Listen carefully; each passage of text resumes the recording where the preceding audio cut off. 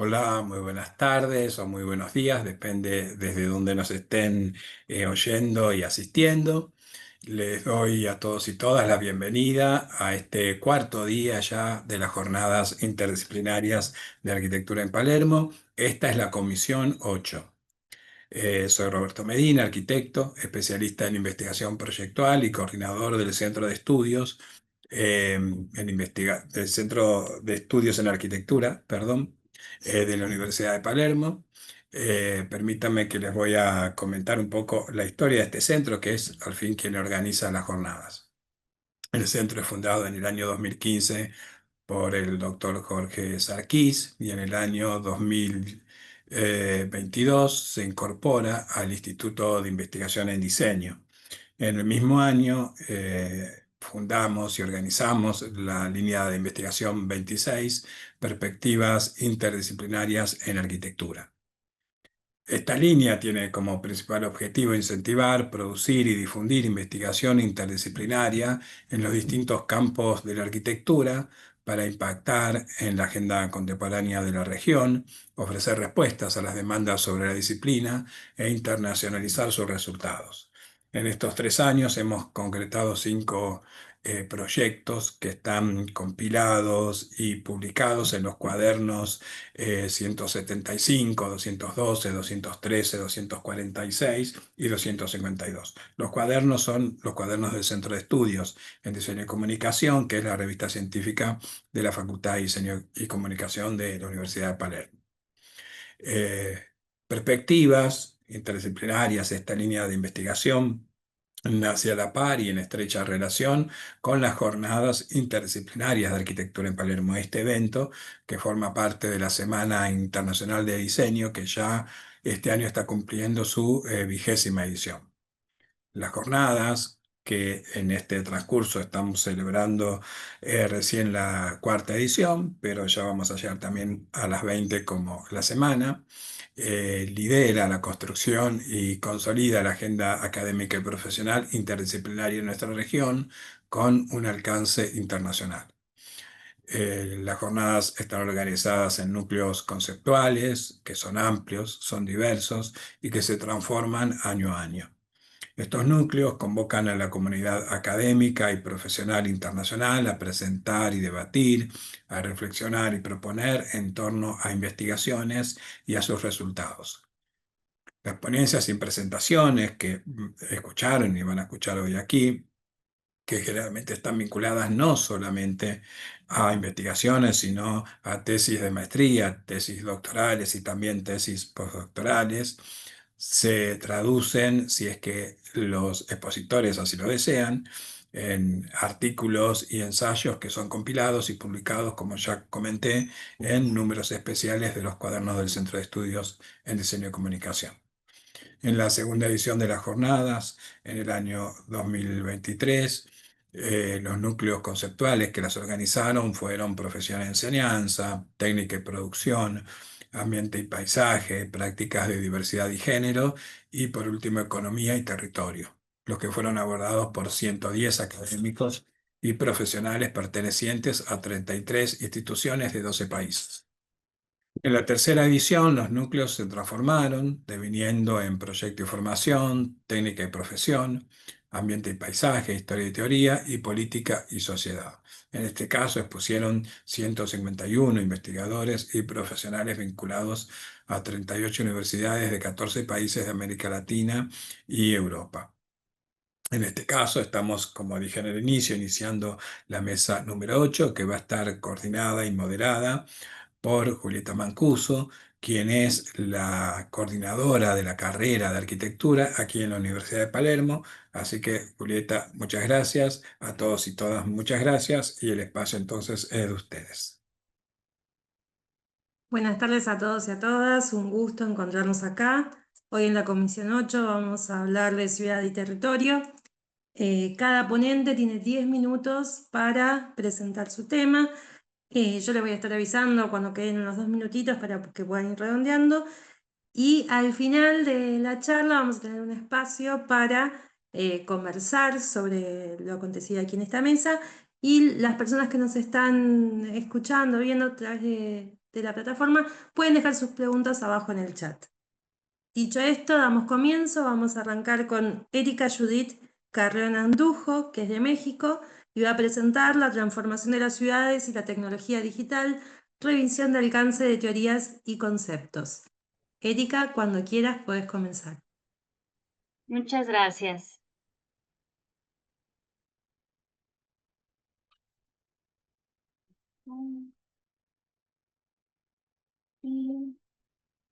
Bueno, sí ven la pantalla, ¿verdad? Perfecto. Gracias. Buenas tardes a todos. Mi nombre es Erika Judith Carreón Andujo. Soy doctorante de Ciudad, Territorio y Sustentabilidad en la Universidad de Guadalajara, acá en México. Yo les voy a hablar sobre la transformación de las ciudades y la tecnología digital, una revisión de alcance, teorías y conceptos. Me gustaría iniciar esta presentación con el principio que nos hacemos la mayor parte del tiempo cuando estamos empezando la investigación. ¿Por dónde empiezo? Cuando hablamos de ciudad y tecnología digital, nos surgen algunas dudas sobre cómo se va a llamar la era actual, en dónde me voy a posicionar, sobre qué temporalidad, qué teorías.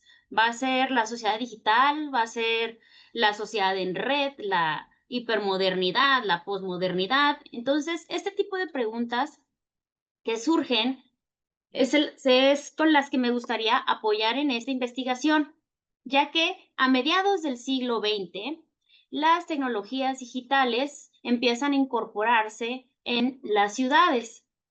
A finales del siglo XX, estas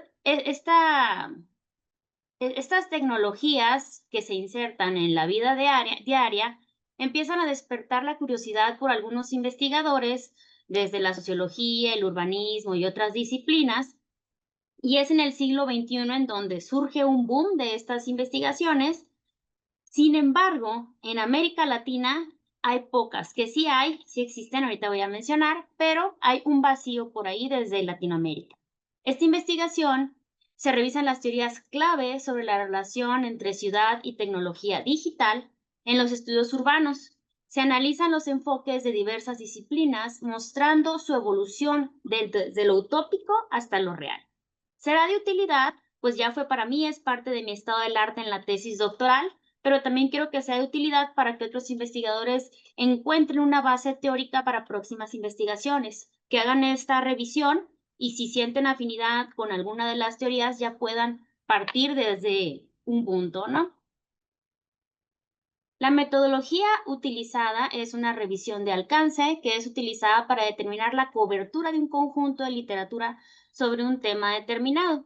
En esta revisión ayuda a identificar las teorías y los autores que más se citan en las investigaciones, desde los estudios urbanos que buscan explicar la relación de la transformación de las ciudades y las tecnologías digitales. Como resultado, identificamos 9 teorías principales y 7 teóricos. Teorías principales, porque existen más, pero las principales fueron estas, relacionados con estos temas de ciudad y tecnología digital. Aquí las pueden ver ustedes en el esquema y a continuación se las voy a presentar. Iniciando con la ciudad de los bits y las etopías de William J. Mitchell. Él es arquitecto. Él empieza en 1995 con su libro de la ciudad de los bits. Hace referencia a este cambio que va a sufrir la comunicación y las ciudades a partir de la llegada del Internet y los bits. Él ahí nos dice que va a existir un nuevo espacio público llamado ciberespacio. En las etopías, en 1999, él nos habla de unos futuros y unas ciudades utópicas, pero cambia la U por la E de electrónico, como el e-commerce, el email y todo eso. Y nos habla de estos mundos etópicos que hoy en día son una realidad. Podemos ver, sigue con sus ciberespacios, dice que la comunicación va a ser a través de dispositivos y todas estas cuestiones que hacen muy interesante su investigación y fueron base para otras y hoy en día son una realidad.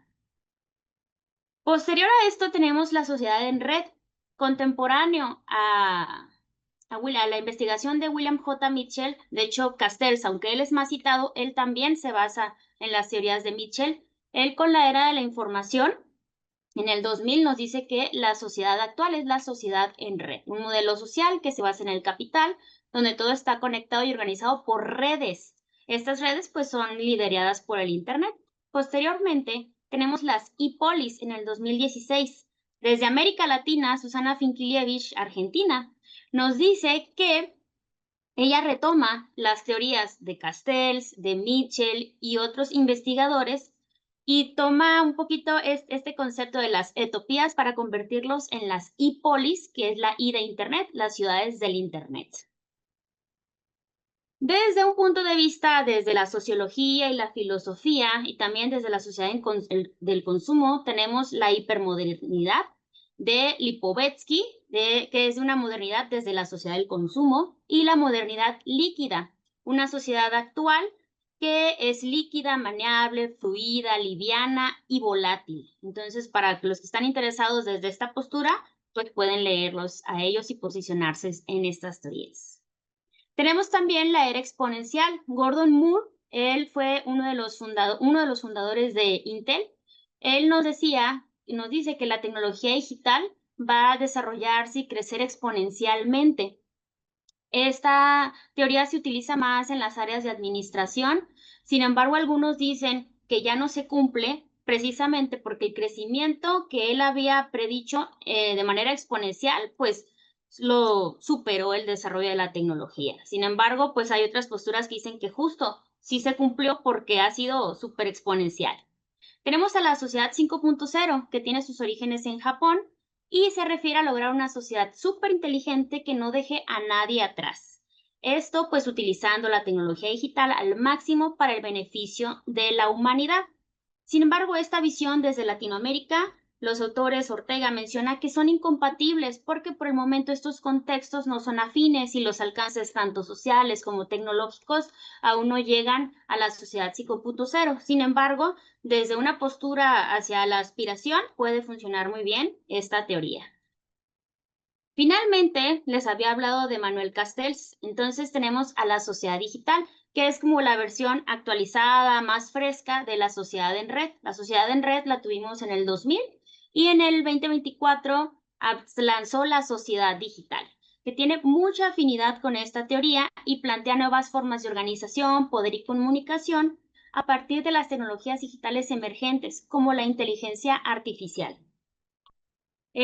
Aquí me gustaría compartirles esta cita que creo que engloba gran parte de esta teoría, que dice: la comunicación digital ha experimentado la difusión más rápida entre todas las tecnologías.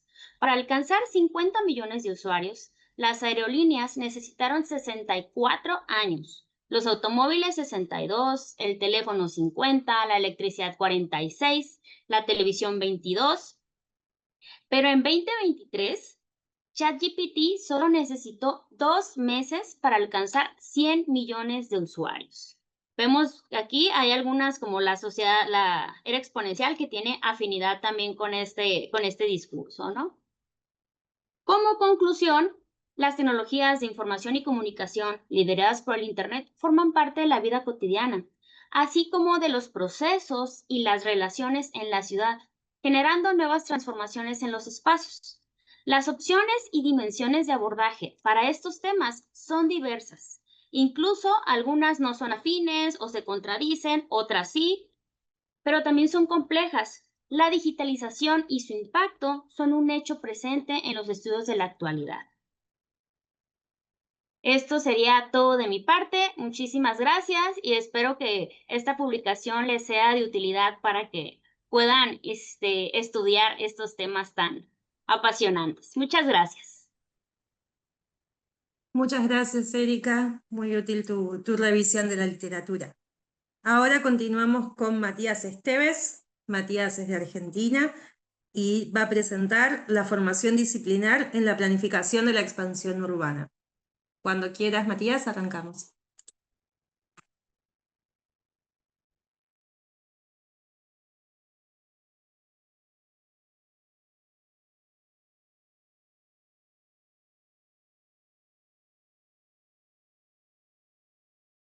No se escucha.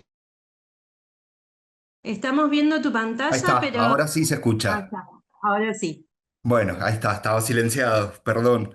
Bueno, buenas tardes. Les voy a presentar este trabajo que presenta los resultados de un ejercicio que se dio en una materia de grado al interior de la Facultad de Arquitectura, Urbanismo y Diseño de la Universidad de Mendoza, en la sede de San Rafael. Y la materia en sí es Teoría de la Arquitectura y el Urbanismo 3, que ya se corresponde con el ciclo profesional de formación de los estudiantes. Y bueno, les voy a presentar los resultados de este ejercicio, cuyo objetivo es el análisis de las problemáticas vinculadas a la expansión urbana sobre suelos agrícolas, centrado principalmente en la configuración de barrios cerrados, donde se desarrollaron propuestas para repensarlos desde el diseño urbano. Los postulados teóricos en los cuales se enmarcan algunos de los contenidos de la materia tienen que ver con la sustentabilidad territorial y con que las ciudades son responsables de al menos el 70% de la emisión de gases de efecto invernadero y que con ello urge revisar las formas en que estas ciudades se planifican y habitan.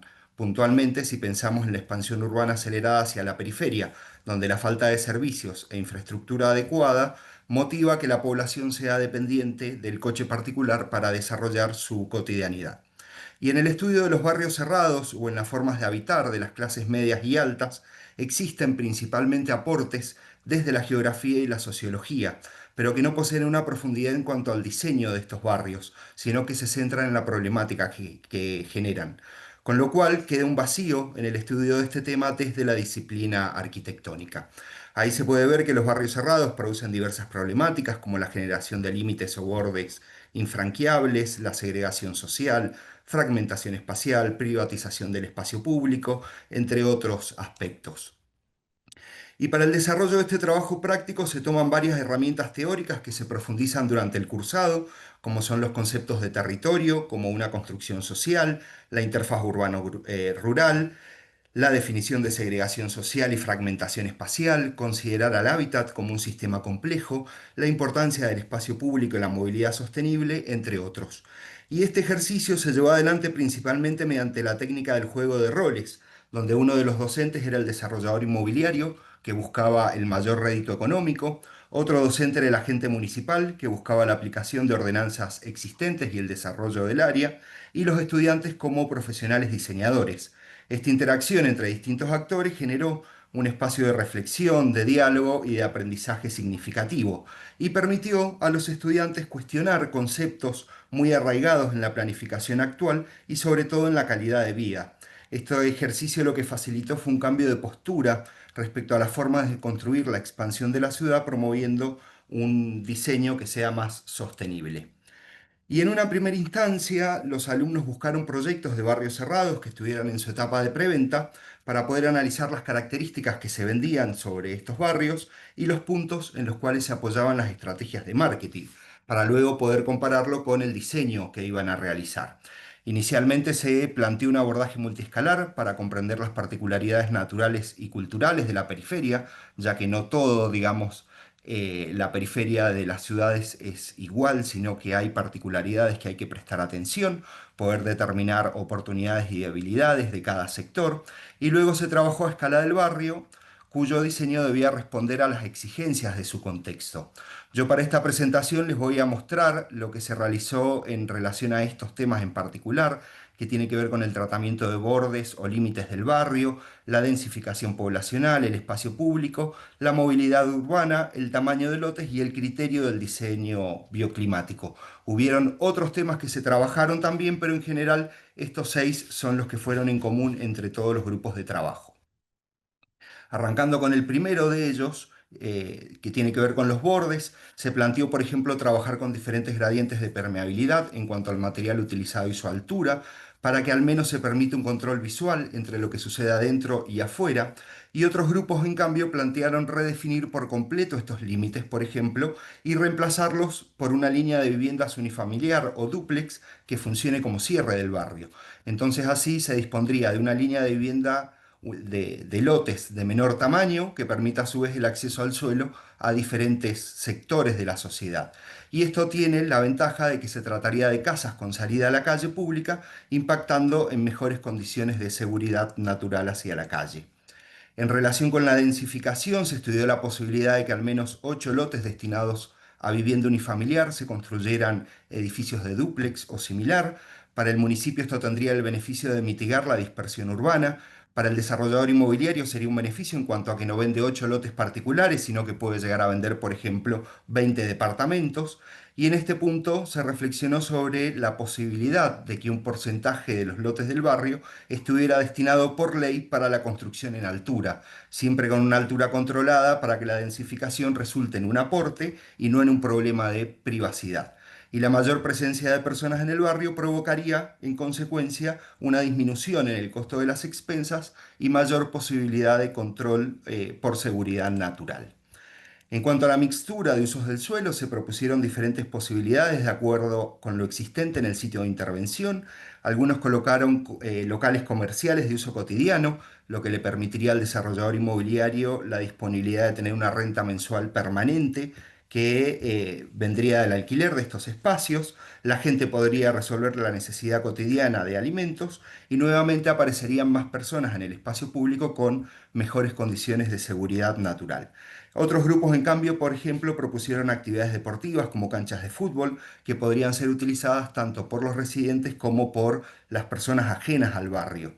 Y aquí se puede ver que no hay recetas en cuanto a la mixtura, sino que depende de las actividades ya existentes en el territorio y aquellas que las complementarían. Varios trabajos coincidieron en la necesidad de diseñar una plaza hacia el frente del barrio para fomentar las relaciones entre los de adentro y los de afuera.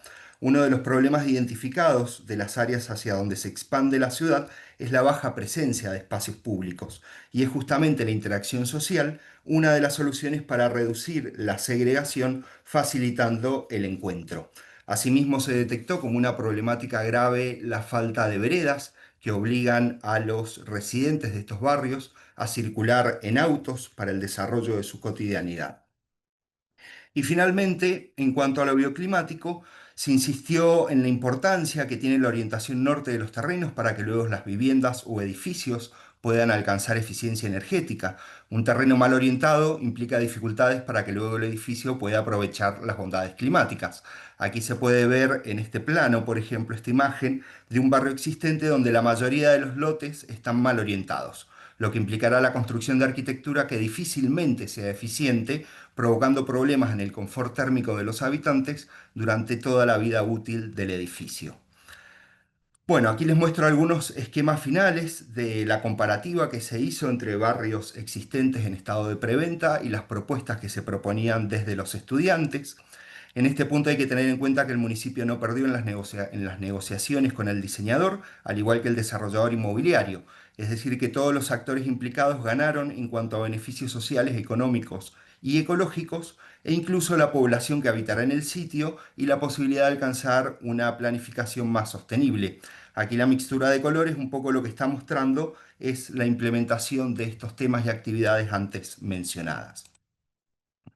Y ya las conclusiones muestran que, bueno, a partir del ejercicio que se realizó, se logró que los alumnos entren en contacto con temáticas propias de otras disciplinas, pero que inevitablemente se encuentran y deben dialogar en la construcción de la ciudad. Conceptos propios de la sociología, la geografía, la economía y la ecología pudieron ser incluidas en el rediseño de barrios cerrados desde la arquitectura y el urbanismo.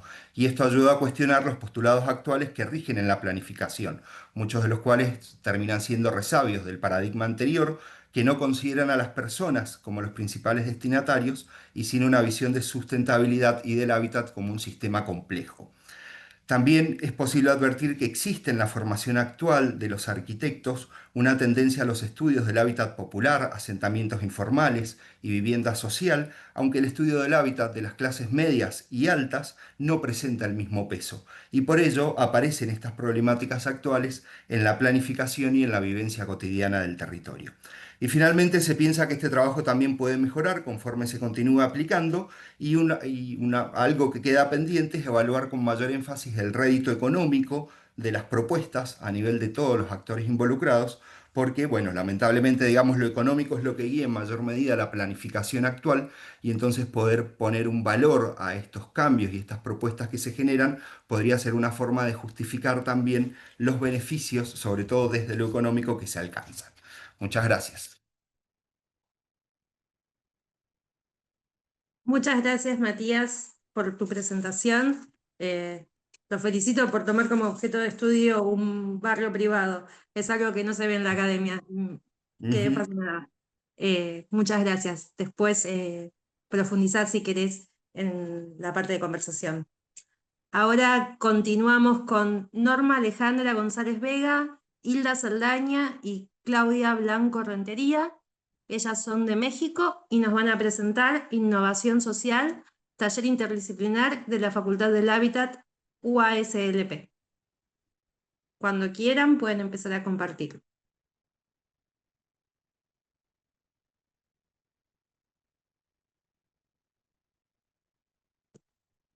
También aprovecho y les recuerdo a los disertantes que pueden, si quieren, dejar su correo electrónico en el chat del Zoom, así pueden ponerse en contacto entre ustedes o incluso las personas que nos están viendo los pueden contactar para mayor información. Y les recuerdo a las personas que están acompañándonos que al final de las presentaciones tendremos un espacio de conversatorio donde pueden dejar sus preguntas también en el chat. Ahora sí, vamos con Norma, Hilda y Claudia.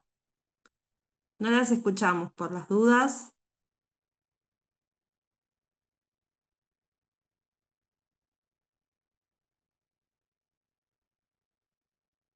Estamos viendo la pantalla.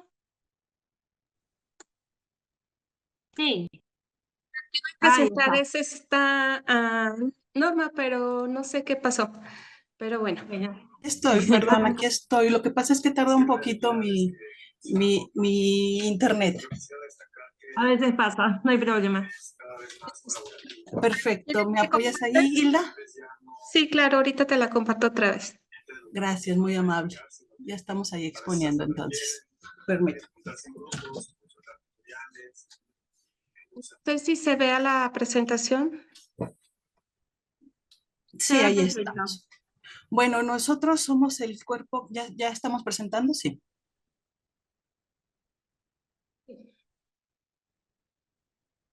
Perfecto. ¿Inicio ya? Claro. Perfecto. Bueno, nosotros estamos trabajando en este primer momento acercándonos a ustedes para compartirles lo que estamos nosotros viendo dentro de un proyecto de innovación social.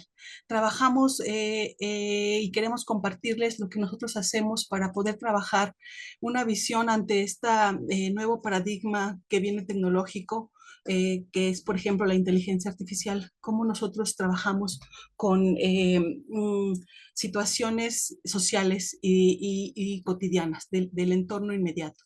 Nosotros trabajamos la innovación social como aquella forma alterna a la innovación tradicional.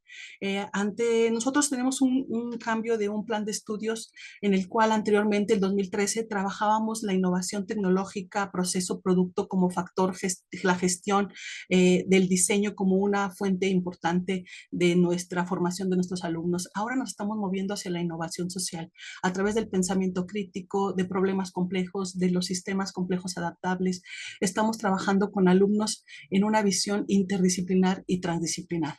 Ahora nos movemos a una innovación que ya no lleva la tecnología, que sí la tiene y sí la contiene porque es una forma importante, pero nos estamos poniendo en el centro a la persona, al ser humano, cambiando esta idea de mejorar la calidad de vida, pero con lo que en este momento a él le afecta, las cosas de la vida cotidiana. Por favor. ¿Qué nosotros estamos entendiendo por innovación social? Bueno, nosotros estamos trabajando bajo esta literatura donde se reconoce que la innovación social es un proceso, un proyecto que lleva diferentes etapas. Nosotros lo abordamos desde el taller interdisciplinar, que es con alumnos de noveno semestre, es decir, alumnos que ya están por titularse, por salir.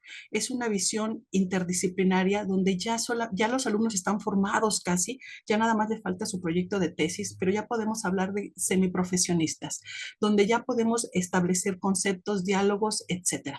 Ponemos al centro un proyecto complejo y lo trabajamos a partir de reconocer, como lo dicen los diferentes autores, Murray, Mulligan, Wade y Rodríguez, diferentes etapas. 7 etapas hemos encontrado nosotros en la literatura. Algunas varían entre 7, 6, 4, dependiendo de cómo se propongan, pero en general nosotros hacemos a partir de esta literatura de reconocer, de generar ideas, de establecer propuestas, prototipos, un intercambio con la sociedad. Adelante, por favor. ¿Qué es lo que trabajamos nosotros? El taller interdisciplinar trabaja en estas etapas. ¿Cómo las trabajamos nosotros? Nosotros nos centramos, de estas 7 etapas, nos centramos en las 4 primeras etapas. Primero, con alumnos que trabajan, ahorita les voy a decir en qué disciplinas, reconocemos un proyecto complejo que tiene un fenómeno real que se puede observar, que se puede medir, que se puede apreciar, que se puede ir a preguntar, reconociendo y participando con la sociedad y definiendo claramente un problema en la etapa 1. En la etapa 2, a partir de este reconocimiento y diagnóstico con la sociedad, entramos a una generación de conceptos, propuestas interdisciplinares. Esto es muy importante porque nosotros vamos a ver cómo trabajamos este proceso en forma sistemática dentro de nuestro proyecto. La tercera etapa, un desarrollo de un prototipado, implementación e innovación a través de modelos, maquetas, en algunas ocasiones algunos prototipos. Y una cuarta etapa que es nuestra factibilidad, establecer un proyecto que sea viable para una comunidad, que lo pueda llevar a cabo y que sea realista para su entorno. La etapa 5, 6 y 7, que en la literatura hemos encontrado como el traslado, el entregar, el hacer el escalado de las innovaciones, desafortunadamente como institución pública no puede estar a nuestro alcance. Nosotros llegamos hasta un anteproyecto y posteriormente la comunidad con nuestro apoyo, con nuestro seguimiento y la suma de otras disciplinas, podemos llegar al desarrollo de algunas propuestas que pueden ser importantes para la sociedad. Adelante, por favor. ¿Cómo trabaja el taller interdisciplinario? Bueno, el taller es un espacio que busca solucionar problemas y necesidades sociales a través de una lógica conceptual del hábitat humano. En el centro, la persona, el humano, el ser social, trabajamos con 3 enfoques. Primero, el trabajo colaborativo, la integración de diferentes disciplinas con alumnos que ya casi están formados y que tienen sus saberes y sus dominios solamente para ponerlos en práctica. El taller interdisciplinario trabaja con problemas complejos que les permiten cuestionarse sus saberes y involucrarse con esos conocimientos y soluciones. Segundo, un diseño participativo. Involucramos en la sociedad en constante retroalimentación con el otro, buscando que podamos trabajar y vincularnos con ellos bajo actividades, relaciones, sentido ético, sensibilidad. Nos conjuntamos, hacemos un acercamiento empático con la comunidad para poder tener un intercambio enriquecedor. Y finalmente, trascender las disciplinas hacia la interdisciplina, hacia la transdisciplina. Trabajar problemas interdisciplinares, pero incluir a aquellos que no están dentro de las disciplinas, es decir, a la comunidad, a los saberes, al sentido común, aquellos que forman parte de ese entorno social y que a veces nosotros dejamos fuera. Estos 3, trabajo colaborativo, diseño participativo y transdisciplina, son los enfoques que nosotros utilizamos para poder abordar los problemas complejos de la sociedad, de la vida cotidiana en este taller. Adelante, por favor. ¿Cómo lo hacemos? Bueno, en estas 4 etapas que les decía anteriormente. Primero, en la etapa 1, se realiza un reconocimiento de la comunidad. Junto con ella se determinan sus principales problemáticas. Nosotros observamos un fenómeno, hacemos un prediagnóstico, pero nos acercamos a la sociedad para saber realmente cómo lo estamos interpretando y si nuestra mirada es realmente la que ellos están concibiendo como certera o no. Segundo, se genera un proceso de investigación y análisis. Los alumnos participan desde sus diferentes disciplinas. Ahorita les voy a comentar el proceso para poder entender ese fenómeno y verlo de la mejor forma desde una visión disciplinar, primero, en un primer momento. Después se realiza una retroalimentación con la comunidad, se hacen ajustes, se hacen unas primeras propuestas, se conceptualiza, se generan modelos, prototipos y se modifican a partir de un intercambio constante con la comunidad. Finalmente se hace una transferencia de un anteproyecto de estos resultados a la comunidad y como les dije, la etapa 5 y 6 y 7, que ya es la transferencia, pues queda a cargo de la autoridad con la que nos vinculamos, de la comunidad o la organización con la que estemos trabajando. Adelante, por favor. ¿Cuáles son los proyectos que hemos trabajado sobre innovación social en estos años? El taller interdisciplinar ya tiene más de 10 años. Aquí tenemos un ejemplo, pero empezó en el 2013. Hemos trabajado en municipios, espacios, entornos culturales, museos, espacios con riqueza arquitectónica, sobre todo con edificios que se tienen que restaurar. Nuestro último proyecto fue la peregrinación al Santuario del Desierto Desierto en San Luis Potosí, donde trabajamos el fenómeno de la peregrinación, no tanto el templo, no tanto el hecho del lugar, sino todo lo que incluye un peregrinaje. Eso es muy importante que lo resaltemos en este momento, porque para nosotros poder abordar problemas complejos, lo que hemos encontrado es que se requiere de que centremos nuestra mirada hacia un foco, hacia un espacio específico donde nosotros podamos a una actividad particular que nos enriquezca a todas las disciplinas. Adelante, por favor. ¿Cómo lo hacemos? Nosotros trabajamos con 6 disciplinas: diseño gráfico, diseño industrial, conservación, diseño urbano, edificación y arquitectura. Tenemos una gran población de arquitectura. Esta es nuestro espacio más grande. Los arquitectos suelen liderar los proyectos, pero conforme inicia, como les decía, en un primer momento la disciplina de la arquitectura toma una gran liderazgo, pero posteriormente, como transcurre el proyecto a una forma multidisciplinaria, cada uno de los saberes que aquí se los menciono abajo de cada título de cada disciplina, se van relacionando, se van dialogando. Nosotros vamos permitiendo que primero hablen de forma disciplinaria, se reconozcan qué hace uno, qué hace el otro, para posteriormente poder generar conceptos multidisciplinarios, es decir, sumo lo mío, sumo lo tuyo, y finalmente en una tercera etapa trabajar una forma interdisciplinar. Adelante, por favor. ¿Cómo lo hacemos nosotros? Bueno, primero, llevamos a cabo en la Facultad del Hábitat desde 2013 diferentes propuestas. Uno, trabajamos con comunidades. Es decir, ¿a qué estamos diciendo? Voy cerrando la presentación.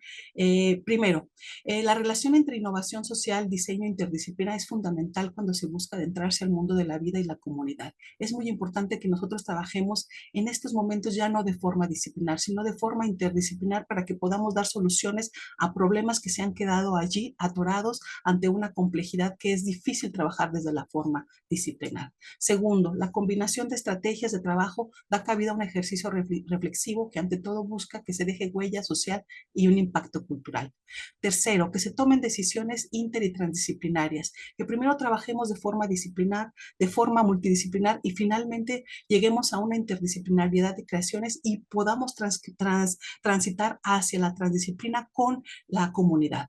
La metodología de interdisciplinaridad y de interdisciplinaridad instrumental son aquellas que nos han servido para abordar estos proyectos. Hay muchas metodologías y muchas formas de trabajar la interdisciplinariedad, pero la instrumental y la metodológica es la que nos ha permitido que los alumnos puedan dialogar y entenderse entre conceptos entre las diferentes disciplinas.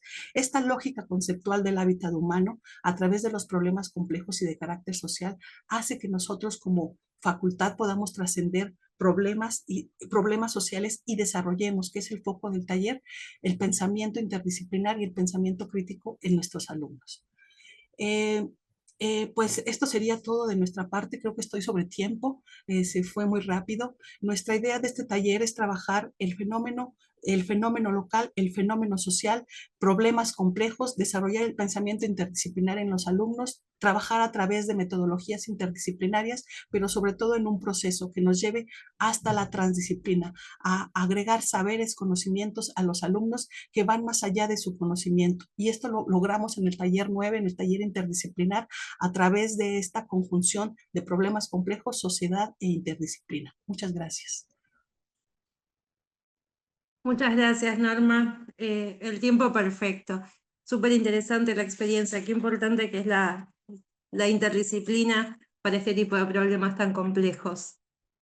Bueno, ahora vamos con Covadonga Lorenzo Cueva. Covadonga es de España y nos va a presentar integración de drones, fotogrametría y GIS en la planificación urbana en contextos vulnerables, un estudio de caso en Sierra Leona. Cuando quieras, Covadonga, puedes compartir. Ahí vemos tu presentación. Pues estoy ahí en ello. Ahí, pantalla completa. Perfecto. Muy bien, pues adelante. Entonces, pues nada, lo primero agradecer la posibilidad de presentar esta comunicación en las jornadas interdisciplinares. La ponencia, como ha comentado Julieta, pues versa sobre tecnología, integración de drones, fotogrametría y sistemas de información geográfica aplicadas a un contexto vulnerable en la ciudad de Makeni, que está en Sierra Leona. Bueno, comentar primero que imparto clase como profesora en la Universidad CEU, donde también soy directora del Laboratorio de Fabricación Digital. Aquí llevamos desde el año 2014 explorando nuevas tecnologías y su aplicación en el ámbito de la arquitectura, del patrimonio, del urbanismo. Y hoy me voy a centrar en esta comunicación en simplemente la aplicación de algunas de estas tecnologías en un entorno concreto relacionado con temas de diseño urbano. La comunicación presenta el trabajo desarrollado dentro de un proyecto de investigación financiado por el Ayuntamiento de Madrid, donde nosotros lo que hacemos es explorar la integración de este conjunto de tecnologías, drones, fotogrametría y GIS o QGIS, es el software que utilizamos, junto con metodologías de diseño urbano participativas que van orientadas hacia el diseño y la construcción de una pequeña comunidad de unas 10 familias, unas 10 viviendas, en un contexto vulnerable como es el área periurbana de la ciudad de Makeni, en Sierra Leona. Aquí en esta imagen podéis ver el plano de la ciudad de Makeni y en la parte superior, en esta zona, aquí se encuentra indicado en la imagen de la derecha el área donde nosotros hemos intervenido. Este área se conoce como el corredor Pamlab-Kumshu, desde la aldea de Pamlab, que está aquí a la derecha, en la parte inferior, hasta la aldea de Kumshu. Están conectadas con una vía, con una carretera, en torno a la cual se han ido desarrollando una serie de aldeas sin ningún tipo de planificación previa. Y entre las aldeas que podemos ver aquí, pues tenemos la aldea de Johnny, Jelisandra, Macaper, Mile, Borrek y Consú. El proyecto incluye diseñar una comunidad, un grupo de viviendas para 10 familias, estableciendo una planificación previa que nos lleve a elegir la mejor zona dentro de este contexto, dentro de alguna de las aldeas que se desarrollan en este corredor. Los objetivos para nuestro proyecto desde el principio pues supusieron tratar de crear una comunidad de viviendas experimental, sostenible y que incluya de alguna forma o que recorra transversalmente la Agenda 2030, explorando en primer lugar metodologías participativas en los que incluimos a todos los agentes de la comunidad, es decir, desde el Ayuntamiento de Makeni hasta los jefes o Paramount Chiefs, que se llaman allí, que son los jefes locales de cada una de estas aldeas. Implicarlos a todos en la toma de decisiones. Y por otro lado, aparte de estas metodologías participativas, emplear nuevas tecnologías con las cuales poder asistir en el diseño urbano. La comunicación que yo voy a presentar se va a centrar en esta segunda parte, en el uso de nuevas tecnologías de bajo coste para generar una cartografía digital actualizada de todo ese contexto, de toda esa zona, de todo el corredor Pamlab-Kumshu, estableciendo una metodología que permitiera un mejor planeamiento urbano, diseño urbano en este contexto concreto, un contexto vulnerable, contando con bajos recursos económicos y con bajos recursos humanos, porque no teníamos ni mucho tiempo, el proyecto tenía 1 año de duración, ni tampoco mucho presupuesto. Hemos utilizado una metodología que se ha establecido en 3 fases, como veis aquí en este índice, que voy a pasar a detallar a continuación. La primera fase metodológica ha consistido en recopilar gran cantidad de información y de datos georreferenciados que están compartidos en abierto por el Gobierno de Sierra Leona. En este sentido, hemos conseguido información de diferentes fuentes de datos abiertos, como por ejemplo el portal del Sistema Integrado de Información Geográfica, el Sistema Integrado de Riesgos, que integra sistemas de información geográfica, sistemas de información para la gestión y tecnologías de recogida de datos móviles, la plataforma Climate Information Disaster Management, que mapea información climática y datos sobre la gestión de desastres naturales. Se han empleado también imágenes satelitales a través de la plataforma Earth Explorer, que son pues, muy útiles para el análisis geoespacial de toda la ciudad de McKinney. Y finalmente también hemos tenido acceso a datos a través de la organización Humanitarian OpenStreetMap, que utiliza los datos abiertos de OpenStreetMap para apoyar acciones humanitarias. En la segunda fase metodológica nos hemos ocupado también de limpiar una serie de planos realizados en AutoCAD que habíamos ido haciendo a lo largo de estos últimos años. El proyecto comenzó en el año 2012, tanto investigadores de nuestra universidad, de la Universidad CEU, como investigadores de la UNIMAC, que es la Universidad de McKinney, con quienes llevamos varios años colaborando. Hacemos estancias en la Universidad de McKinney, trabajamos con investigadores allí, hemos ido tomando datos con técnicas tradicionales, haciendo levantamientos de las distintas aldeas del corredor, y así hemos conseguido obtener bastantes datos para la cartografía QGIS. Es decir, lo que trataba nuestro proyecto era transformar esta cartografía en AutoCAD que habíamos ido desarrollando estos años en una cartografía, sistemas de información geográfica que se pudiera actualizar a tiempo real y que pudiéramos ir con datos georreferenciados y que pudiéramos ir aumentando la información a lo largo de los años venideros. En la tercera fase, después de este trabajo de recopilación de información de las dos fases anteriores, lo que nos dimos cuenta es que en la zona del corredor Pamplab-Consum la información era muy escasa, y aunque es cierto que teníamos imágenes satelitales de la zona del corredor, la resolución no tenía suficiente calidad como para poder trabajar con ellas.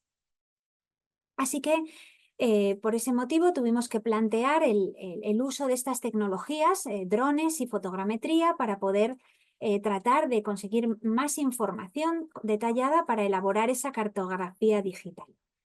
Comenzamos con el uso de drones para obtener una serie de fotografías aéreas de cada una de las aldeas del corredor actualizadas.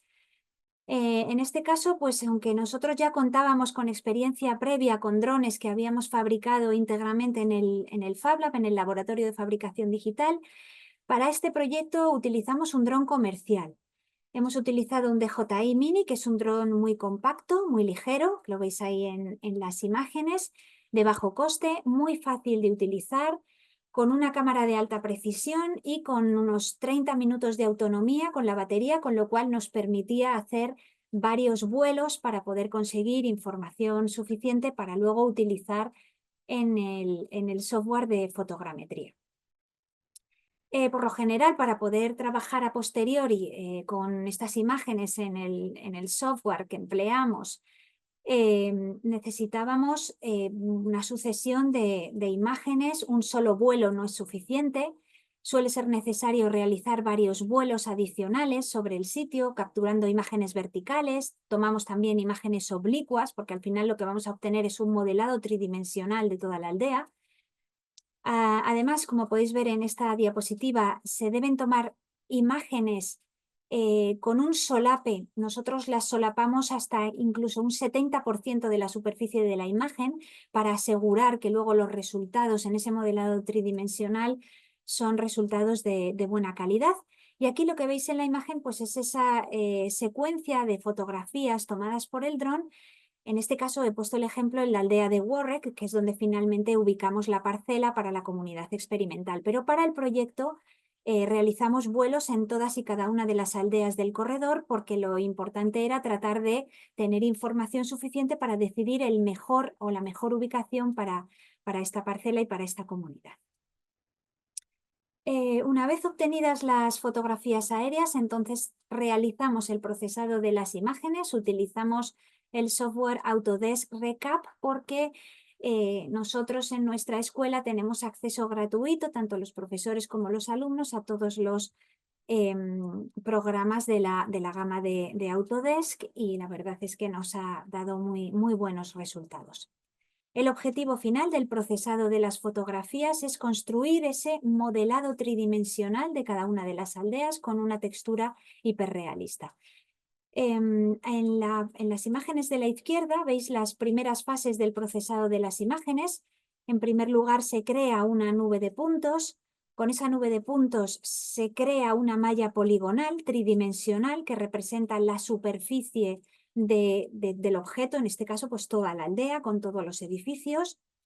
A continuación, el programa se centra en aplicar la textura hiperrealista sobre el modelo tridimensional, que es lo que veis en las imágenes de la derecha, y en la parte de abajo ya estáis viendo la imagen de ese modelado tridimensional. Lo que veis ahí no es una imagen aérea, sino una imagen del modelado tridimensional generado en este software de fotogrametría.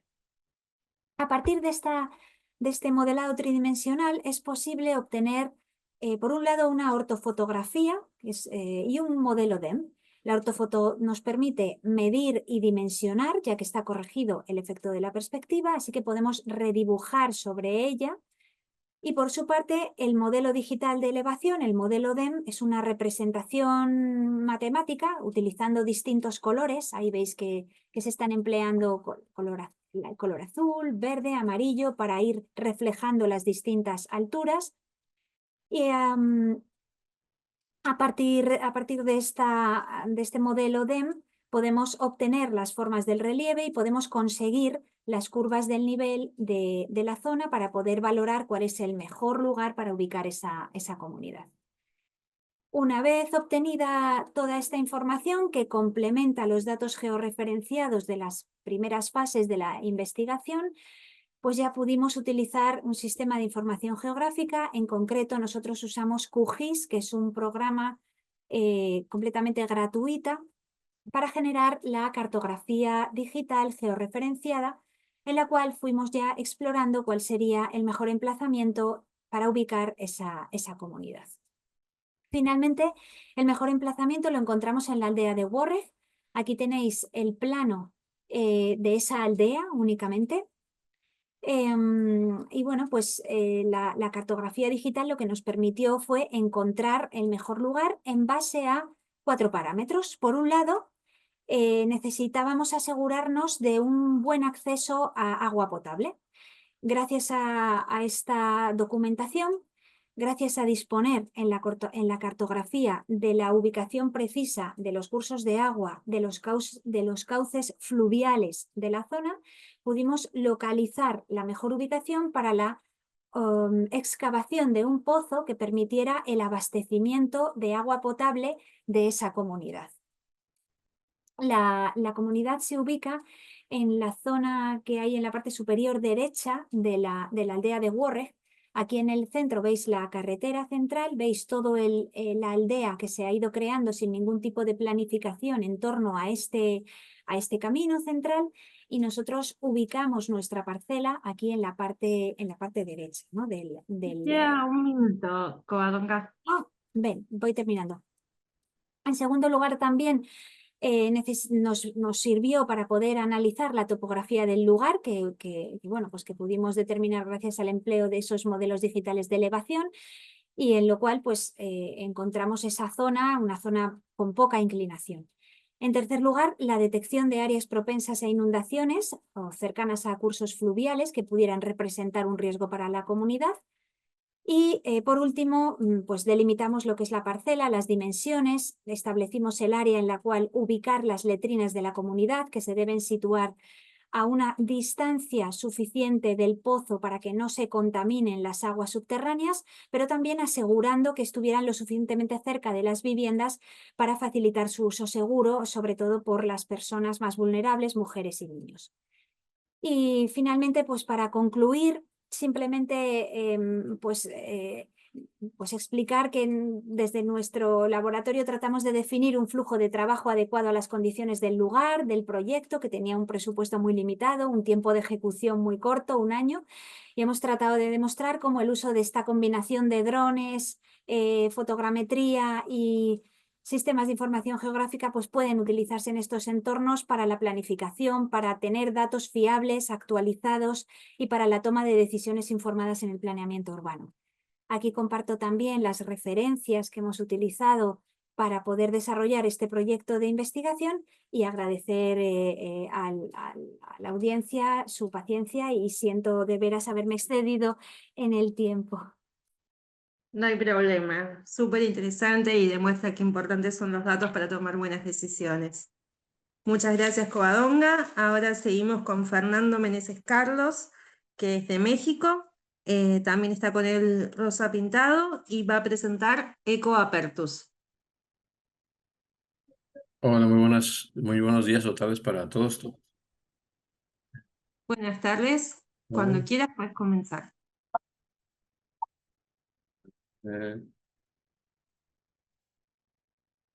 ¿Solo me confirman que está la presentación? Sí.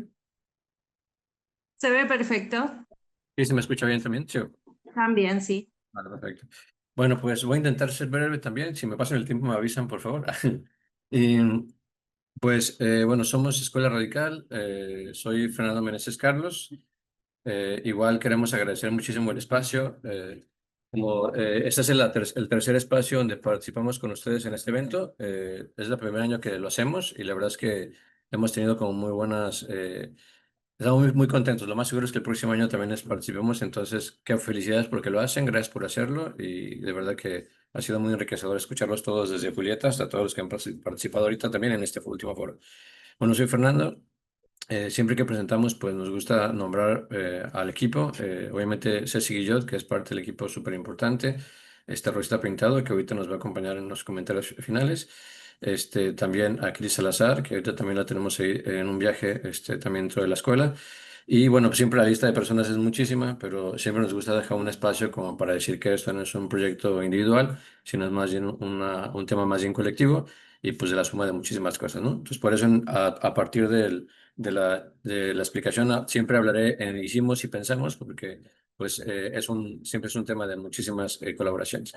Me gustaría iniciar por un proyecto en el cual participamos cuando fui a hacer el primer doctorado, estuve en Barcelona y hicimos un proyecto en colaboración con Carlos Ratin, que de hecho fue interesante porque justo veíamos lo de la ciudad creativa digital en Guadalajara. Ahorita me acordaba cuando Julieta presentaba su investigación.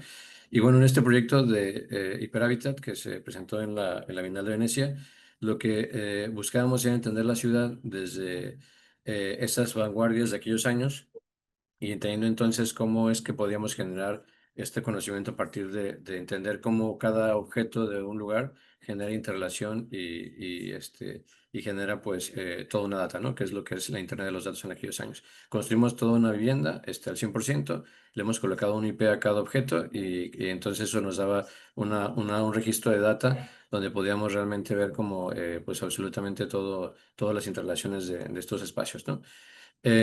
Bueno, también con este mismo equipo de personas, ahí en IAC en Barcelona, hemos tenido la fortuna de ser parte del equipo de científico que desarrolló el City Protocol. Y entonces, obviamente, pues Barcelona es una ciudad que tiene una tradición urbana gigantesca. Y a partir de eso hemos hecho este ejercicio teórico, filosófico teórico, con Vicente Guayar, que básicamente lo que hacíamos era hacer como el protocolo de la ciudad, ¿no? Esto fue una experiencia muy bonita, había gente obviamente de todos a nivel internacional que influye en Barcelona y terminó convirtiéndose en una ISO internacional que hoy pues Barcelona tiene como estándar y que de hecho ahorita está el siguiente equipo científico trabajando en la superilla, ¿no? Que seguramente lo van a hacer muy bien también. Y bueno, con estos experiencias también hemos hecho aplicaciones, digamos, de inteligencia pues, artificial, aunque en aquellos años era más bien le llamamos código, ¿no? Utilizando celulares autómatas para generar pequeñas fracciones de ciudad, como el caso de Vinaroz, donde hicimos un celular autómata que se alimentaba de toda la data de la ciudad, y a partir de eso generaba pues mobiliarios, luminarias y todo de forma automática, ¿no? O sea, por ejemplo, aquí estas farolas no es como que eran todas iguales, sino cada lugar decía, aquí hace falta una farola, y el sistema generaba como perdón, es que está pasando ahí. Es lo bueno de vivir en México. Bueno, entonces como que salió una luminaria, y esta luminaria, digamos, crecía 2,80, 4 metros, dependiendo de lo que necesitaba, ¿no? No era como, digamos, como estandarizada. Bueno, aquí está un poco parte de la... Esto lo va a pasar rápido porque no es la parte central de lo que les queremos compartir, pero bueno, son más bien imágenes de cómo se ha consolidado todo esto, y sobre todo también haciendo referencia, compartía la compañía anterior, de cómo lo digital y la data puede convertirse ya realmente en ciudad, ¿no? También hemos presentado proyectos, vimos en primer lugar en Shenzhen, en China también, para hacer el desarrollo de una parte de la ciudad. Y también en estos últimos años fuimos invitados para desarrollar el código, o sea, el algoritmo, para una parte del proyecto de Line en los Emiratos Árabes, donde justamente pues lo que hacíamos era como generar un código. Bueno, la animación no jala, pero eh, digamos, si generamos un código básicamente como que permitía que se generara automáticamente como toda una de las partes de la ciudad, ¿no? Y bueno, con todo esto, esta era como la parte, digamos, la premisa, ¿no? Como para poner un poco en la mesa, pues sí, como este estado del arte también, y un poco desde el recorrido profesional que ya habíamos hecho, cómo es que habíamos entendido la ciudad. El problema inició, digamos, este tema que hoy les voy a compartir, que luego se terminó convirtiendo en un libro, que es el libro del Ecoapertus. Básicamente consistía en que ahora, en términos filosóficos y antropológicos, entendimos que, aunque habíamos hecho muchas cosas por todo el mundo, y un poco esa era la intención de esta primera parte, explicar que cuando ese mismo equipo de trabajo de repente quiere hacer una ciudad en Argentina, en México, en Ecuador, en Perú, en Colombia, así, pues siempre fracasábamos, ¿no? Y no entendíamos el por qué ese fracaso tan contundente, ¿no? Y entonces entendimos que aquí es donde empieza ya realmente como que la presentación, ahora sí, del Ecopertes. Hemos entendido, no desde la técnica del urbanismo, no desde las tecnologías de la gestión del territorio, sino más bien desde la antropología o de la filosofía antropológica del concepto de ciudad. Entendimos que en Europa, por ejemplo, que en el caso particular de Barcelona, para ser un referente, ellos están en un modelo antropológico y cultural que tiene una relación o un contrato social. Los teóricos dirían que la Civitas, ¿verdad? La Civitas de la ciudad está centrada en el sujeto y el Estado. O sea, hay un contrato social entre el sujeto y el Estado. Cuando nosotros volteamos hacia Latinoamérica, pues obviamente el Estado, para nosotros, ni siquiera lo tengo que explicar, representa pues corrupción, dictadura, caciquismo y narcoestado, ¿no? Representa, pues digamos, casi todas las cosas negativas de la humanidad. Y entonces, en Latinoamérica no hay un contrato social entre el sujeto y el Estado, o sea, no hay una chivitas entre el sujeto y el Estado. Y eso es muy importante entenderlo en términos antropológicos, porque entonces, después de que nosotros entendimos eso, dijimos, bueno, ¿y cuál sería entonces el contrato social que tiene Latinoamérica? En la Escuela Radical, que al final intentaré explicar un poquito qué es, pues lo que hemos hecho es darnos a la tarea de recorrer hasta ahorita 48 lugares de Latinoamérica, en lugares muy, muy, muy alejados, en donde hemos estado, digamos, como en esas otras realidades, ¿no? Fuera un poco de la burbuja hegemónica, donde básicamente lo que intentábamos entender era como esa otra antropología, ¿no? Como esa otra cara de la realidad, que no viene del plan de Cerdá, y que no viene de las teorías de digitalización de Carlos Ratti, y que no viene de las teorías de nodos de los teóricos ingleses ni nada, sino que viene justamente de esto, ¿no? De entender cómo en el territorio, cómo desde nuestros lugares, digamos desde Latinoamérica, pues existen como estas otras formas de existir en el territorio, y eso entonces nos llevó como a reflexionar muchísimo. Voy a pasarlo rápido porque otra vez no es el centro de la charla, pero es más para ilustrar. Y donde básicamente lo que entendimos es que en Latinoamérica la chivitas, el contrato social, no es entre sujeto y Estado, sino que es sujeto-sujeto. O sea que en Latinoamérica muchas de las cosas se hacen por ese vínculo persona a persona, ¿verdad? Sujeto-sujeto en el mundo hegemónico, pero también sujeto-sujeto, por ejemplo, en esta milpa que estuvimos con los mayas tojolabales en Chiapas, donde ellos nos decían, el próximo año vamos a sembrar un poco más de cultivo, porque este año llegaron muchas aves y no alcanzaban a comer todas, ¿no? Entonces también ese vínculo sujeto-sujeto, en el hecho de entender que incluso el urbanismo que pone al humano como el centro de la cosa, pues es un error, ¿no? Es un error, digamos, dentro de nuestro mundo, ¿no? Sino que aquí también se entiende que hay una conexión con lo natural. Bueno, y Todo esto entonces nos llevó como a explorar estos otros lugares. Aquí estamos en Guatemala con los mayas Poconchí también. Hemos estado, como decía, en 48 lugares en varios países de Latinoamérica. Y en cada uno de ellos pues ha sido una experiencia súper bonita que nos genera como una ruptura intelectual y digamos, de conceptos y de paradigmas. Y que básicamente lo que nos ayuda a entender es que, no todos, por supuesto, pero por lo menos los que nosotros hemos analizado, la gran mayoría de los modelos de ciudad están basados en la cosmovisión del mundo europeo, ¿no? Están basados en la cosmovisión de un mundo que apuesta y que da por hecho que todos somos extractivistas, que todos somos antropocéntricos, que todos somos heterobinarios, por decirlo de alguna forma, y que sobre todo lo importante es como que el humano, el hombre, ¿no? El humano como género, pero el hombre incluso ya como acción, o sea, en modo machista. Y pues llegamos a lugares como este, ¿no? Con los purépechas donde el fuego toma formas como de animales, ¿no? En este caso como de un coyote, cosas que no se pueden explicar, lugares donde, como la Sierra Negra, donde el concepto de dinero no existe, lugares donde para poder vivir un año trabajan 2 meses de trabajo duro y de los otros 10 meses descansan, ¿no? Entonces uno dice, wow, o sea, si entonces para que un humano pueda comer todo un año tiene que trabajar 2 meses, quiere decir que nosotros acá trabajamos 10 meses para ser ricos pues a los dueños de Tesla, de Coca-Cola y así, ¿no? So, hemos estado aquí en la selva amazónica también, aquí en Doña Sola, en Perú, donde también hemos aprendido cómo se vive, cómo se entiende la ciudad dentro de la selva, ¿no? Aquí vemos como los muros no son necesarios, ¿no? Entendimos también justo que los ciudadanos no solamente somos humanos, sino que también hay otros seres que interactúan con el fenómeno ciudad. Y entonces entendimos que todos los conceptos antropocéntricos de ciudad, cuando ponen al humano como el centro, están anulando inevitablemente a todas las otras especies que existen. E incluso cuando ponemos como prioridad a las necesidades del humano, también es un error porque terminamos por hacer productiva nuestra existencia, ¿no? Entendimos entonces que el modelo de ciudad que nos había iniciado en la academia tradicional, digamos, del modelo que viene como de origen de Europa, pues no es que estuviera mal, está genial para Barcelona, hasta hicimos una ISO internacional, ¿no? Expusimos la Bienal de Venecia y todo, o sea, todo perfecto, pero en nuestros territorios no funcionan. Y entonces esto en términos, ahora sí puramente antropológicos, tiene una implicación muy fuerte, porque resulta que si nosotros estamos en una cultura, en un grupo cultural que tiene unas chivitas de sujeto-estado, entonces a ese grupo cultural tú le puedes decir que una zona es para estudiar, que si es pandemia, de 9 a 10 de la mañana van la gente de 20 a 30 años, pero si estás en Latinoamérica, donde el Estado no existe y no existe ese contrato social, lo que sucede entonces es que pues no hay ese acuerdo, ¿no? Entonces, si te dicen que es de 9 a 10 de la mañana, pues lo que va a hacer es ir o 5 minutos antes, 5 minutos después. Si la carretera te dice que 80 kilómetros por hora, pues tú vas a ir a 60 o a 90, pero nunca a 80, ¿no? Aquí también estuvimos en la Cansa María con los Huivas en Colombia, que tiene una metodología muy propia de acceder al conocimiento, será como su método científico, aquí en la Cansa María. Perdón, un minutito, Fernando.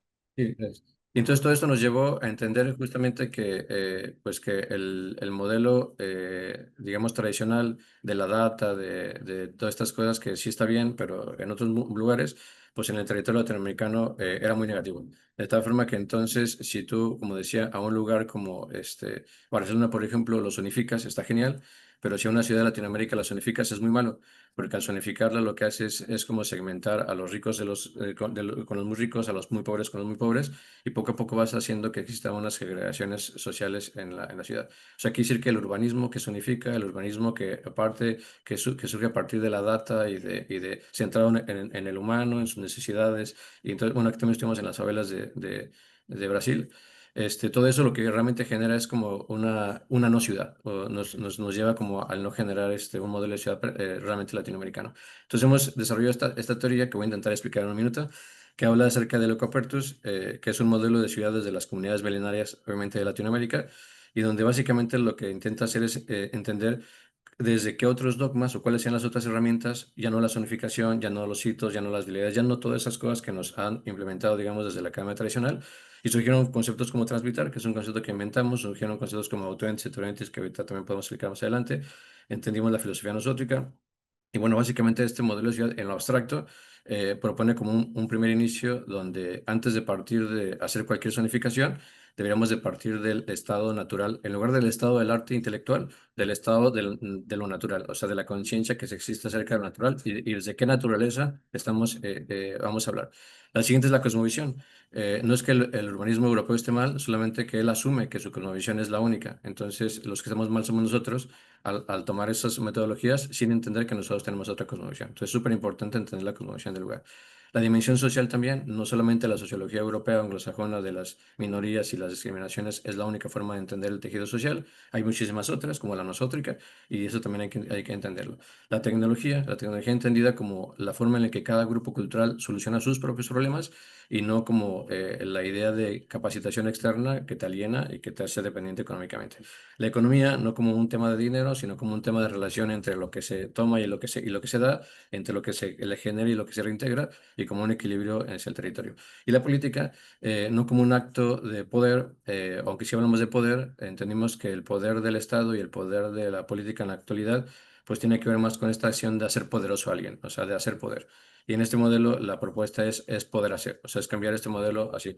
Eso genera un instrumento más o menos complejo que hemos generado, donde hay indicadores para cada una de estas dimensiones, y el instrumento de Leucopertus es esta especie de diagrama que básicamente nos dice como en qué estado estamos en cada una de esas categorías, y a partir de eso como qué estrategias podemos hacer como para poder redirigir ese territorio hacia ese lugar, ¿no? Bueno, aquí hay algunas fórmulas que les iba a explicar de cómo calculamos estas cosas, pero bueno, lo voy a pasar súper rápido para ya terminar y lo he explicado como una por una. Y pues nada, básicamente eso sería un poco lo que les queremos compartir. Como decíamos, lo convertimos en un libro y igual estamos súper dispuestos como a compartirlo, también como para abrir una mesa de debate. Y alguien por ahí comentó que había un pocos referentes latinoamericanos de esa ciudad. Efectivamente, nosotros no encontramos pues casi ninguno, pero sí pensemos que es necesario que una vez más dejemos de retuitar, que dejemos de recitar los mismos conceptos que ya hemos hecho por los últimos 500 años y empezar a establecer pues, nuevas formas de entender el territorio, nuestros territorios y nuestra ciudad. Gracias. Muchas gracias, Fernando, por compartir tu presentación. Parece como que el ser latino escapa a los algoritmos. Tenemos otra forma de ser y estar y habitar en las ciudades. Tenemos unos 20 minutos como cierre de la charla. Si alguien quiere hacer una pregunta, quieren comentar algo, ampliar algún concepto, está abierto. También les recuerdo a quienes están conectados que pueden dejar sus preguntas en el chat. Es muy interesante a lo largo de las presentaciones ver cómo hay ciertas metodologías que se complementan desde la obtención de datos a través de tecnologías digitales y sobre todo la participación, ¿no? La incorporación de los distintos agentes de la comunidad en las discusiones, ya sea los desarrolladores inmobiliarios, los municipios, las comunidades vulnerables, como en el caso de México, y el taller interdisciplinar, y bueno, y el espíritu también de estas jornadas, que es la interdisciplina, el pensar la ciudad no solo como un objeto de diseño, una forma arquitectónica, sino como un tejido, ¿no? Abro el espacio, quien quiera sumar algo, adelante. Gracias, Juli. Juli, no, un tema a mí me aparece como la pantalla de Hilda No sé, Saldaña, ¿puede ser? Ahí ahí está. está, ahí se fue. Gracias. No, la verdad que este es el espacio ahora para ustedes, más allá de la exposición, que puedan establecer cruces. Vi que estaban comunicándose Erika y Matías. Bueno, la intención es esta, ¿no? De este espacio, que puedan interactuar y debatir también. Erika, vos habías preguntado algo, creo, Matías. Sí, de hecho ya me contestó. Lo que pasa es que se me hizo muy interesante la dinámica porque yo doy clases de proyectos de inversión inmobiliaria justo para arquitectos. Entonces estaría interesante hacer una investigación, o sea, una actividad para los jóvenes, pero desde los dos contextos. ¿Vos das clases en grado o es una actividad de posgrado? En licenciatura. También doy en posgrado, pero esta materia es de licenciatura. Nosotros recientemente incorporamos una asignatura también de gestión de emprendimientos inmobiliarios, así que estamos abiertos a una colaboración si querés. Ah, perfecto, muy bien. Sí, porque estaba viendo, por ejemplo, cuando la ocupación del suelo y todo eso, veía proyectos que digo, eso no creo que se pueda hacer acá, pero justo eso sería interesante, esa dinámica y esas diferencias de contextos. Correcto. Y además entender que el desarrollador inmobiliario es un actor más dentro del mercado de la arquitectura, porque muchas veces el emprendimiento inmobiliario es una mala palabra y miramos hacia otros, ponemos foco en otros lugares y es parte de la realidad y es parte de lo que hace ciudad, ¿no? Parte de lo que construye el hábitat es la especulación inmobiliaria y tenemos que formar para poder trabajar con eso, ¿no? Sí, y justo este ejercicio que yo también lo planteo de esa sensibilidad o eso, voltear a ver al habitante, que es el que va a ocupar ese espacio, es importantísimo para este tipo de materias y esta carrera. Sí, absolutamente. Me parece que están los dos extremos, ¿no? En la mesa. Yo pensaba si formar para que los profesionales puedan trabajar con los especuladores, desarrolladores, y tal vez formar para que puedan inocular desde adentro algún tipo de virus para, digo, no normalizar, ¿no? Que la ciudad o la construcción de la ciudad esté solamente o en un gran porcentaje en manos de la especulación. Y ahí me parecía que aparecía Fernando también como dialogando, entre comillas, con Erika, que nos mostraba una serie de autores eh, que ponen ahí eh, como el marco teórico desde donde se puede abordar el pensamiento de la ciudad en un zeitgeist atravesado por el acelerado desarrollo tecnológico, y Fernando que propone casi lo opuesto, ¿no? Ujú. Son como dos visiones contrapuestas. Me gustaría escucharlos a ambos en ese sentido.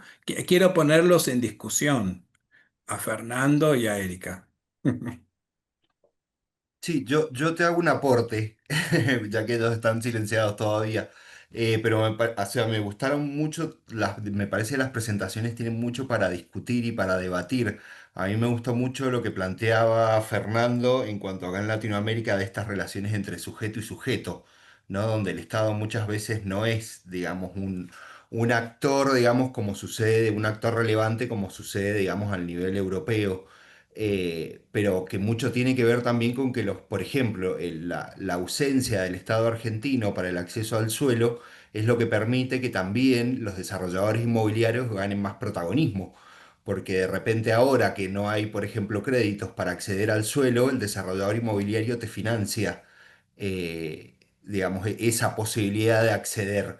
Entonces, independientemente por ahí de los barrios cerrados, muy criticados en cómo generan la ciudad, digamos, también aparece este aspecto positivo de que viene a llenar un vacío que por ahí el Estado no alcanza a subsanar. Y también se ve mucho en Latinoamérica el movimiento de la gestión del hábitat, esto de entre sujetos de organizarse y ver cómo van a afrontar, digamos, esa necesidad primaria que es el habitar. Y que no es solamente la vivienda es una de esas necesidades, también aparecen los espacios públicos, el acceso al agua, a los comercios de uso diario y todo lo que hace, digamos, a la construcción de la ciudad. Por ahí yo lo que quería, por ejemplo, preguntarle a Fernando es si ellos habían trabajado específicamente en áreas rurales, lo veía como muy interesante, pero cómo eso también se podría llegar a traducir en ámbitos más urbanos, digamos, de las ciudades que ya están conformadas. Eh, no sé si eso lo habían empezado a ver o a estudiar en el proyecto que desarrollan. Sí. ¿Puedo tomar la palabra? Sí. Creo que sí, ¿no? Ah, bueno. ¿Sí se me escucha? Sí. Sí, sí. Ah, buenísimo. No, sí, pues igual, gracias Matías. Sí, y también gracias Roberto por buscar, provocar ahí el diálogo. Está bien, por eso estamos aquí, entonces lo agradezco también. Nuestra postura de repente puede parecer un poco extremista, pero en el fondo es más, por eso al principio quise compartir como un poco lo que habíamos hecho, como antecedente, ¿no? Como para decir, mira, hemos hecho esto, ¿no? Y desde aquí opinamos lo siguiente, ¿no? Y yo lo que creo es que si nos volvían a invitar a hacer un tema de ciudad en Barcelona, creo que volveremos a centrarnos en la persona, en el habitar, y en las dinámicas, digamos, programables de una ciudad. Pero creo que en Latinoamérica, ahorita hemos estado, como decía, pues en muchísimos países de Latinoamérica, llevamos 6 años recorriendo todo el continente, en muchísimas comunidades milenarias, desde lugares súper alejados como Pituquisca, donde no hay electricidad, no hay internet, no hay carretera, entonces está perfecto porque te permite ver un contexto totalmente aislado, hasta lugares súper inmersos en la hegemonía como las favelas de La Rocinha en Brasil, donde justamente pues está en el corazón más, ¿cómo decirlo? Pues más hegemonizado de nuestro concepto de ciudad latinoamericana, ¿no? Y también obviamente en las ciudades, ¿no? Hemos hecho muchas reflexiones sobre Ciudad de México, sobre Bogotá, sobre Quito, sobre todas las grandes ciudades de Latinoamérica, porque ahorita tenemos, en la Escuela Radical ahorita somos 362 personas, y estamos en 21 países de Latinoamérica, entonces tenemos ahí en todos los lugares como, digamos, como esa necesidad de reflexionar porque hay gente físicamente ahí, ¿no? Y desde ahí lo que diría es que pensamos que el problema es de que el discurso así inicial ni siquiera tiene que ver con una postura teórica del urbanismo de la ciudad, sino que tiene que ver con un tema económico, ¿verdad? O sea, después de reflexionar, pero eso lo estoy diciendo después de reflexionarlo muchísimo, muchísimo, muchísimo. O sea, no tiene que ver con que si yo apuesto a hacer una zonificación de un tipo o otra zonificación, o si aplico animación social, o si aplico un dron o el QGIS, o sea, eso está bien, todos son herramientas maravillosas. O sea, yo no me pondría como a anular a ninguna. El problema es más bien un tema económico, ¿verdad? Y desde ahí, desde el tema económico, entonces voy a intentar hacer una analogía, pero espero que nadie se moleste, pero es solamente para explicar una idea. Pero esto es como cuando los médicos de repente se han pervertido tanto, no todos, y esto no quiero ofender a nadie, que depende cuando vas a un médico, pues es más un tema económico, ¿no? Y entonces vas al médico, pisas el hospital y en automático el médico te dice, ¿tiene seguro? Antes de decirte qué le duele, no sé qué te pregunta, ¿tiene seguro? Y si tú dices sí, pues desencadena un protocolo y si dices que no, desencadena otro protocolo, ¿no?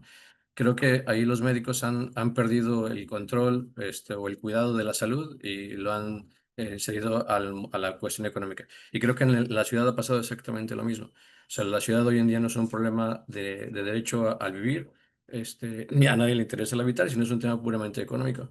Doy clases en muchas universidades. El último doctorado que asesoré en la UNAM, en el doctorado de Ciencias del Hábitat también, bueno, que ahora ya es doctora, demostraba que en su doctorado que en México hay 6 millones de viviendas vacías. O sea, que en México sobran 6 millones de viviendas. O sea, imagínense.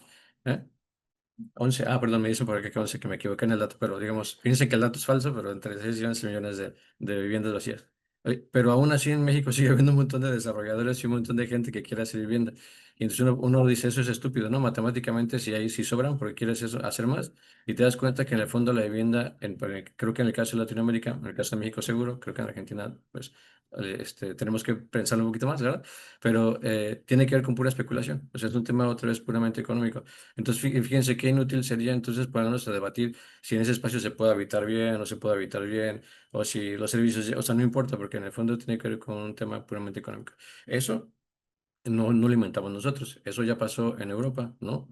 Nos recordamos la crisis de la burbuja inmobiliaria de España en particular, y mucha gente se suicidó, ¿no? Porque de repente tenían como 10 casas todos, el banco te daba crédito sobre crédito sobre crédito sobre crédito, y claro, si tú tienes si hay necesidad de casas, no hay casas, y entonces te venden una casa vale mucho, pero si todos tienen 10 casas, las casas ya no valen nada, ¿verdad? Entonces el fenómeno de oferta y demanda. Entonces cuando te compraste 10 casas y 10 casas valen el 10% de lo que valdría una, entonces te das cuenta que todo fracasa. Eso va a pasar en México sin duda, si no hay como un freno, digamos, político así, o normativa frente a la cosa, porque el ecosistema de los sumileros no les interesa.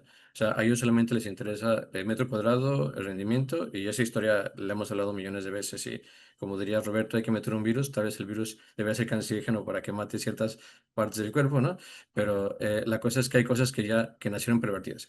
Y desde ese lado, entonces yo creo que volvemos hacia el otro lado, las personas en las grandes ciudades, o sea, pensando en Guadalajara, Monterrey, Ciudad de México, Argentina, las personas en las grandes ciudades cada vez viven peor. O sea, cada vez tienen una peor calidad de vida, porque hay mucho tráfico, porque hay contaminación del aire, porque esa debe ser la otra pregunta que nos hacemos nosotros desde acá.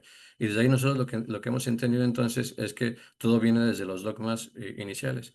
O sea, desde que una academia nos enseña el concepto de habitar, por ejemplo, y pensamos que habitar es el único fin de la arquitectura y el urbanismo, y nosotros hemos entrado en esta pregunta y estuvimos con mucho conflicto con esto. Voy a intentar ser breve para darle paso también a alguien más, donde nos dimos cuenta entonces que ese concepto en particular proviene de 1900, ¿no? De aquellos textos maravillosos de Herder y todos ellos, donde el inicio era maravilloso porque era hacer un cambio paradigmático de un mundo, digamos, oscuro hacia un mundo de la modernidad, pero que la apuesta del 1900 fue hacia a una ciudad máquina, una ciudad que estaba centrada 100% en la producción, 100% en la explotación económica de la cosa.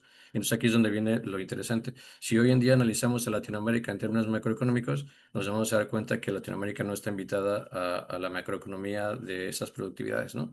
Leopoldo Sea ya lo dijo, ¿no? Cuando se hace análisis sobre Europa, hoy no podemos decir que una Europa es culpable porque Latinoamérica ya ha sido conquistada hace 500, 300 años, dependiendo del país. No, o sea, ningún europeo es culpable, o sea que no sienta culpa por eso, pero sí también es verdad que cualquier europeo disfruta de los beneficios de la conquista. Entonces, esa desigualdad económica hoy en día es más importante incluso que hablar sobre el uso del suelo en territorio. Y eso entonces nos lleva a entender que, como diría Leopoldo Sea, Latinoamérica no está invitada a ese modelo económico, y por tanto, cuando alguien desarrolla algo en su territorio, esa economía, si le seguimos el registro, pues va a otro sitio.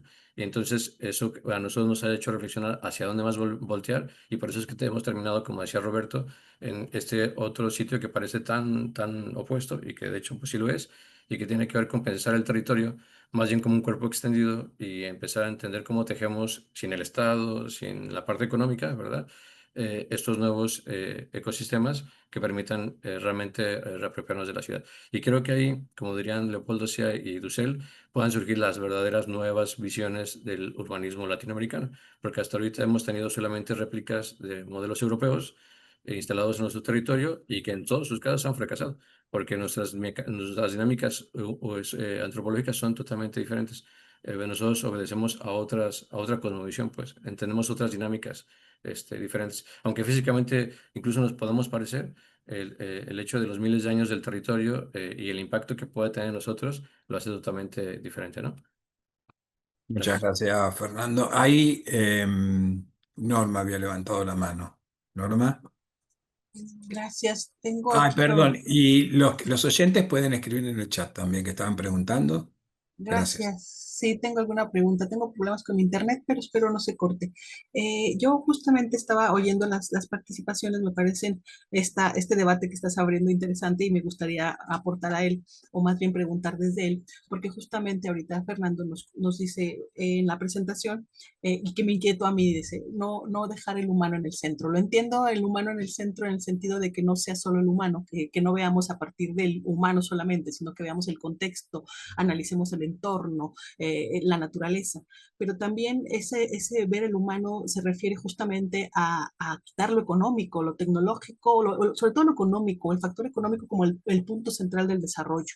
Y creo que cuando hablamos de centrarnos en lo humano nos referimos más a estos valores, a este contacto con la sociedad, con la comunidad, con el otro, con el sujeto, como lo menciona, y no tanto a la idea de centralizar, o de, como lo diríamos, poner el humano, ¿no? El homocentrismo, ahí en nosotros tenerlo en el centro todo para el ser humano. Creo que la propuesta también de conectarnos con la sociedad y con las actividades de nuestra vida cotidiana se refiere justo a que a que quitemos el factor económico. El factor económico en el sentido sí, porque es una parte muy importante, pero que no sea el todo dentro de nuestra situación. Y creo que ahí la pregunta sería esa, o sea, si estoy entendiendo bien, es esta idea, ¿no? El humano, no como el antropocentro, sino el humano como el valor ético, moral, social, contextualizado con todo el entorno y con toda la vida en la naturaleza. Esa sería como la pregunta que yo quisiera exponer, porque sí es importante lo económico, pero también es importante lo humano y es sobre todo más importante lo humano. Sí, pienso que estamos todos, ¿no?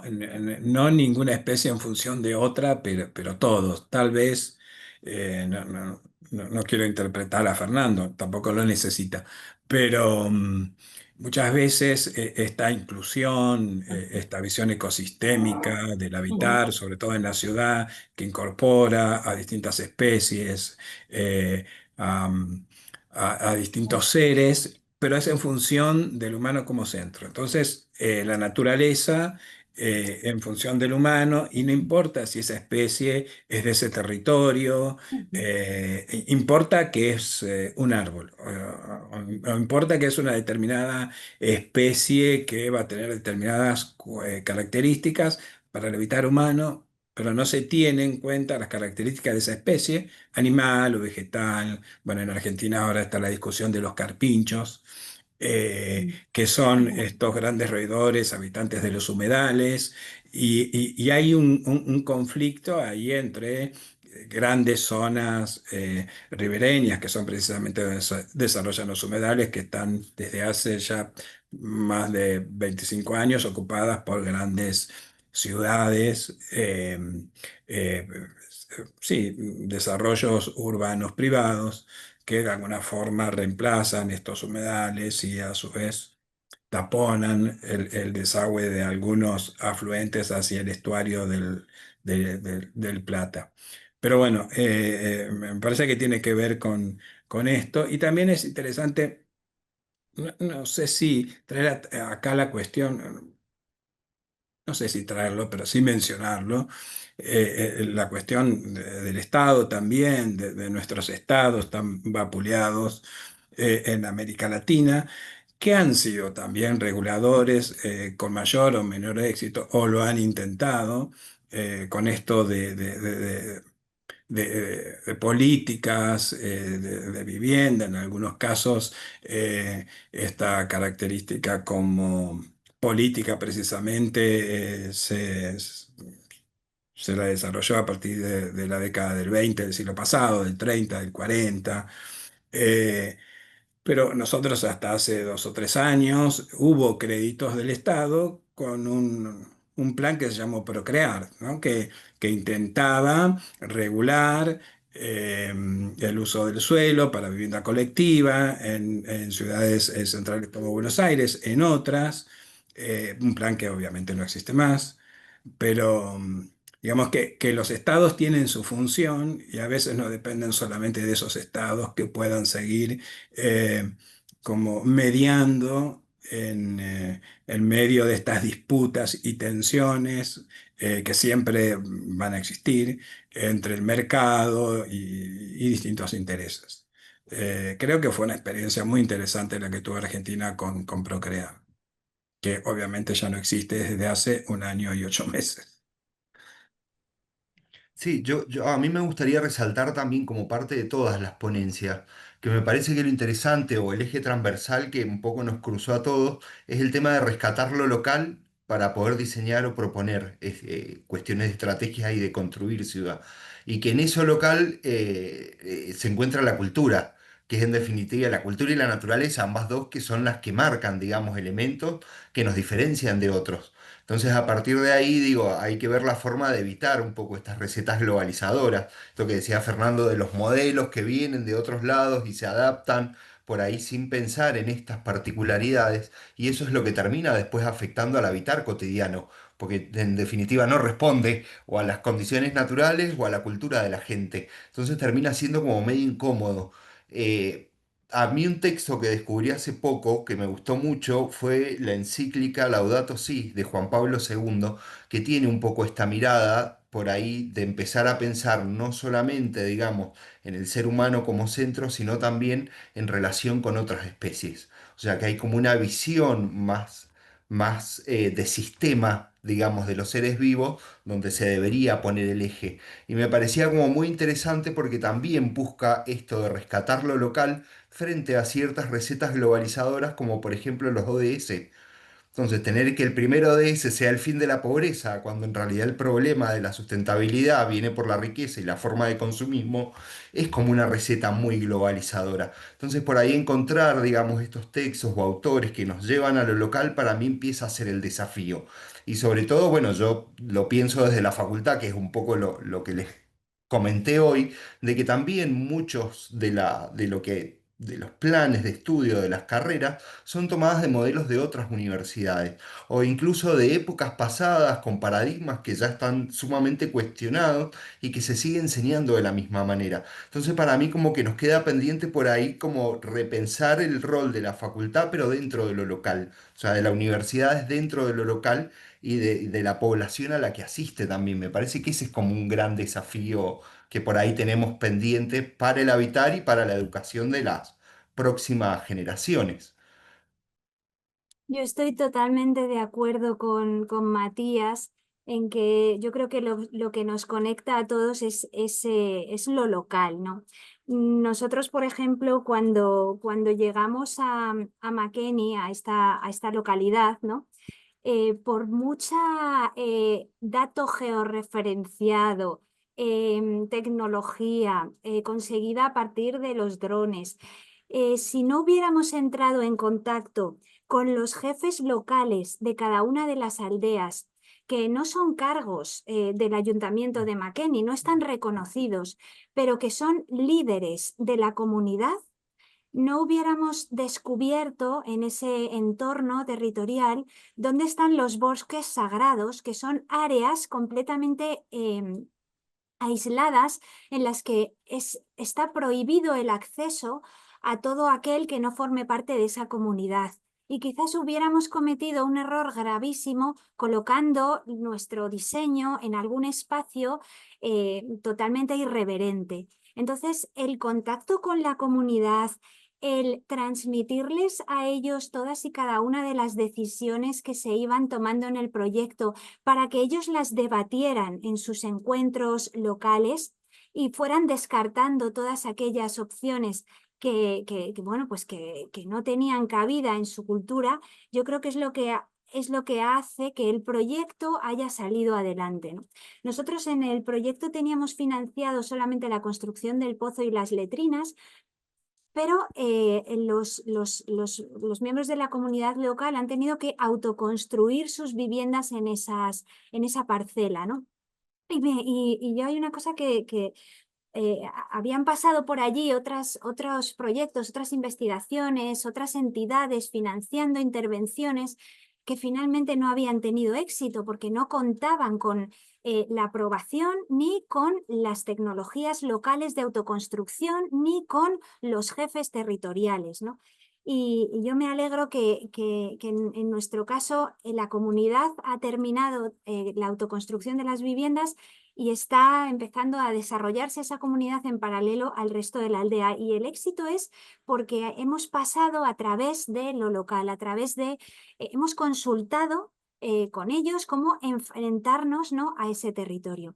Y luego hay un tema también que me ha parecido muy interesante, que lo comentaba Norma, y es esa metodología en la que llegado un momento dejas en manos de la comunidad la materialización del proyecto, ¿no? Que es un poco lo que nos pasó a nosotros. Nosotros teníamos un primer inicio, sí que pretendíamos que hubiera cierta planificación a la hora de localizar el lugar donde iban a estar estas viviendas, pero llega un determinado momento donde debes ceder a la comunidad esa aportación en la que tú has aprendido más que ellos y que ellos decidan si avanzan con el proyecto, lo materializan y lo terminan cerrando. Y en ese sentido, ese contacto, ¿no?, que hemos mantenido con ellos, en el que nos han más que preguntado, porque no tenían nada que preguntarnos a nosotros, al revés, nos querían mostrar un poco hasta dónde habían llegado con ese proyecto, ¿no? Y bueno, pues mucho más allá de donde nosotros esperábamos. O sea que yo creo que todos los que estamos aquí tenemos en mente esa idea, ¿no?, de tener un respeto por los agentes locales, por el territorio, por el contexto, que son quienes realmente tienen el conocimiento y la sabiduría para materializar lo que realmente necesitan, ¿no?